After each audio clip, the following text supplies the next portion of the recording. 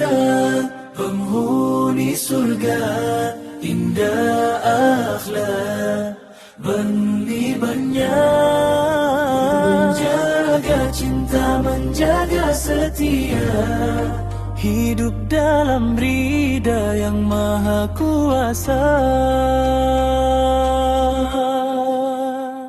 Wanita penghuni surga, menjaga hati, menjaga dirinya, lembut bicara, santun katanya, menjadi penyejuk bagi sesama.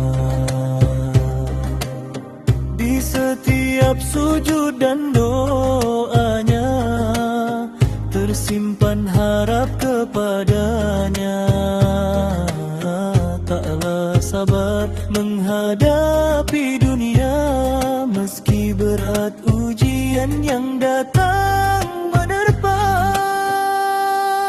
Wanita penghuni surga, penjaga akhlak dan imannya, menjaga cinta, menjaga setia, hidup dalam ridha yang maha kuasa.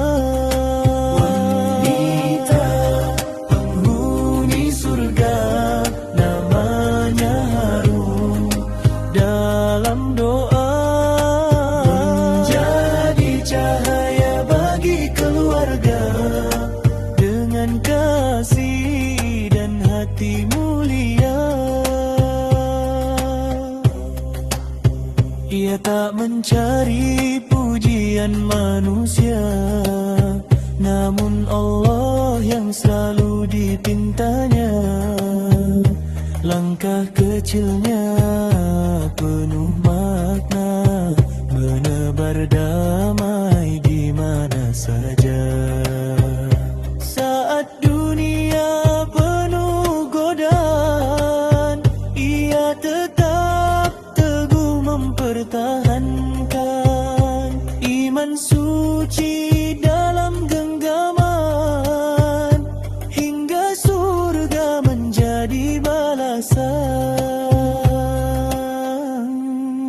Wanita penghuni surga, indah akhlak dan imannya, menjaga cinta, menjaga setia, hidup dalam ridha yang maha kuasa.